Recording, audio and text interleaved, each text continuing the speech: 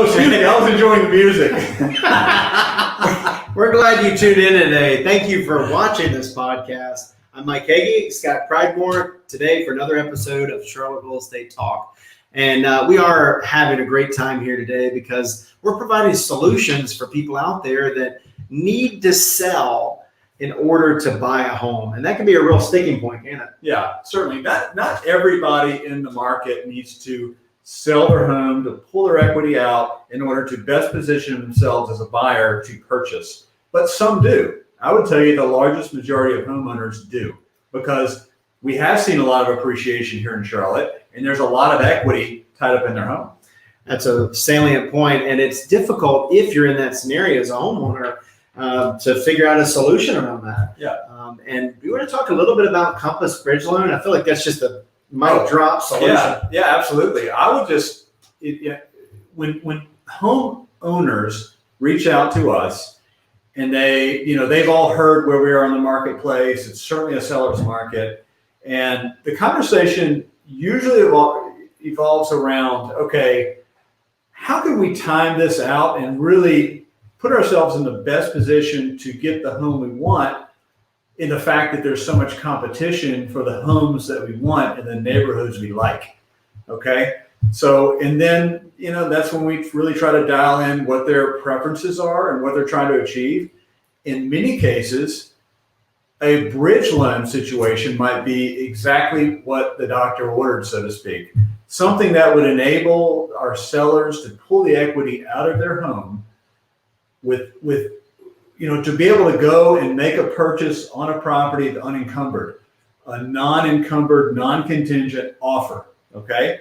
So as being Compass agents, we have the benefit of having an internal benefit, if you will, here at Compass, where Compass has partnered with a few lenders that will, in fact, enable our sellers to pull equity out by way of a bridge loan and to use that money to purchase a home and then sell instead of the reverse order. Because it's sometimes, for folks, it's a pretty big disruption to sell, rent for a short period of time, and then look for a home to purchase. There's more moving parts. You have to find a rental, and then will the rental accommodate, if there's a family with kids and pets. So it's a matter of convenience. So I would tell you, yeah, we have this program and we do have a bank. Mike, what's the process for which someone needs to employ or go down the road of bridge loan services? That's a great question and phenomenal points. And a bridge loan, the mechanics are just what you're thinking. The word bridge is bridging from the next home and where you want to go. And the way they do that is they first analyze a conversation with your situation.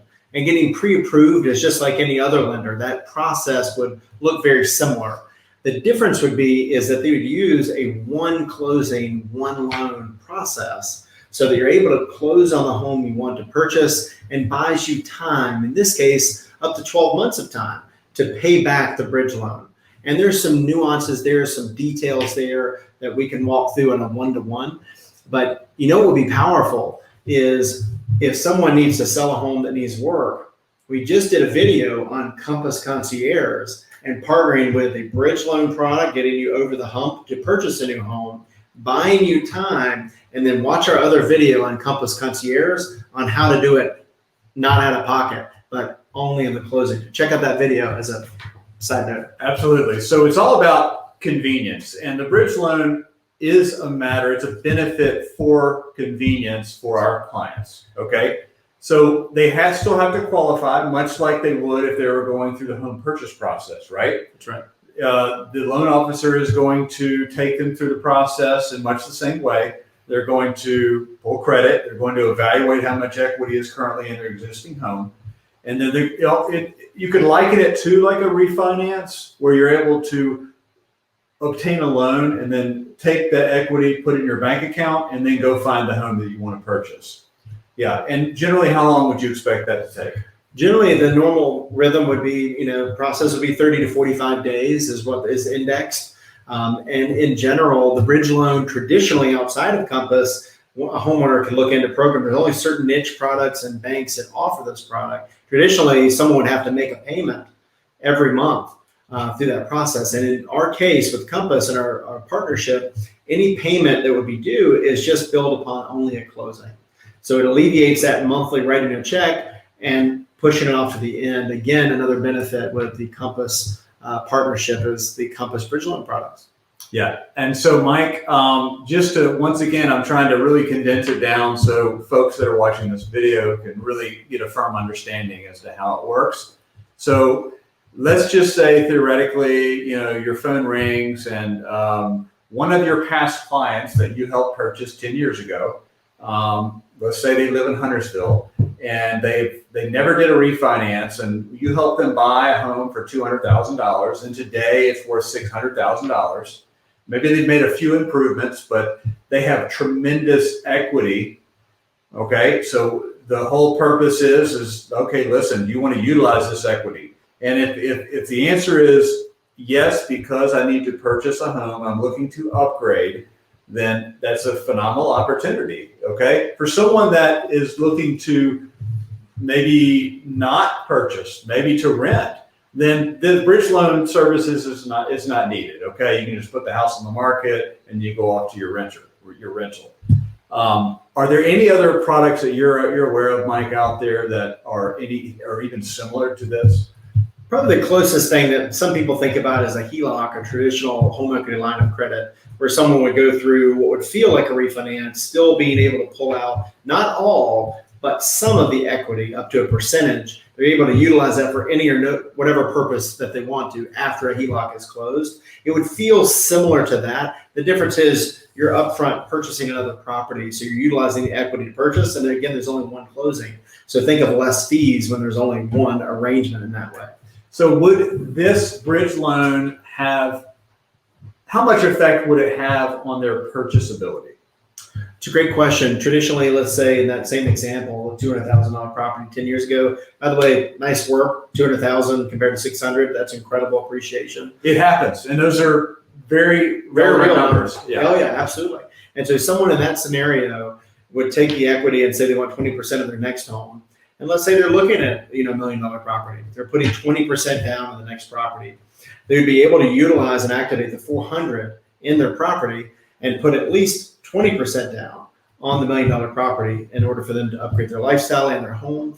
They'd be able to do that with a bridge loan product that we can help facilitate. And so once they do that, who then gets the permanent loan? How is that structured with the new purchase? It's a great question. So the affiliation with the niche product lenders that we have affiliations with Compass, they're able to go into more detail surrounding this on who would be the final servicer.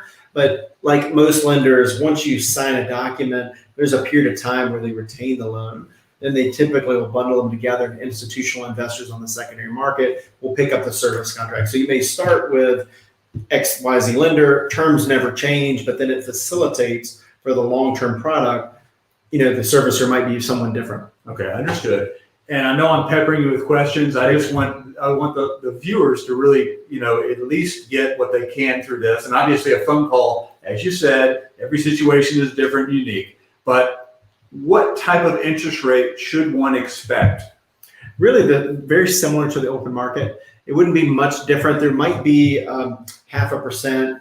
I don't believe it more than 1%. In some cases, it's driven by credit score. So you mean a premium of over the prevailing rate, half to 1% above for that convenience? For the convenience of, I need to sell in order to buy. And if I wait, there's opportunity cost. Interest rates go up, there's an opportunity cost. There's a lot of reasons why today's market, you may want to activate the equity to move lifestyle and move conveniences. But the convenience fee to do the bridge loan is pretty close to on par with what you'd expect with the market. It really boils down for us to providing options to our home buyers and home sellers, right? That's what this is about. And in a competitive market, you need every advantage, right? Absolutely. Yeah. And this program is not for every home seller, but it's for some. It's for some. Yeah, the reality is some home sellers, wish they could, if they were aware of it, or if they had any knowledge that this would exist, it would solve a lot of problems and take a lot of friction out of that home purchase. It would. And a lot of sellers ask us, Scott, they say, I need to sell in order to buy. Can't we just make it contingent on our sale of our home? And the challenge is that North Carolina has a due diligence process that says you can back out for any or no reason. And the way that the contracts are set up is it says it's conditioned on the sale of your home, meaning you can get pre-approved and purchase a home without the sale of it. But the answer is I need the equity or need to purchase a home with the sale of my home. Not only do you have to provide that, it makes your offer less attractive to a seller in a multiple offer situation or when they're evaluating your offer compared to others. In so many cases today, in today's market climate, sellers are getting unencumbered offers, in some cases cash, no due diligence. There's just a lot of ways buyers are being creative to get their offer accepted. The chances of your offer being accepted when it's tied to another property that has to transact, your percentage of winning is very low. It is, and there's more risk. I mean, think about if you needed to buy anything contingent on something else happening. The what if of that not happening is too great of a risk to chance, even if it's offset by a higher deposit. Most people would index towards, what's the path of least resistance that's most likely going to close? And that's how they're viewing it. That's fantastic. I love that. Let's put a button on that. The bridge loan services that we offer, our team here at Compass that we offer. But I'm going to give a little bit of a sneak peek to our next episode. And I think it ties in well with how we're ending on the bridge loan. And that is private exclusives. So there is the occasion where we have home sellers that they already know they want to set a new precedent for the market. They want to get absolute top dollar. And without going to market and really having a lot of people through and setting up the home perfectly, we do have an option where folks can consider our private exclusives, which means that the home would be exposed to all Compass agents and their clients, 25,000 nationwide. And then the agent and the buyer can schedule a direct appointment with the Compass agent who is listing the property in hopes to transact the home off market if that is in fact what the seller would like.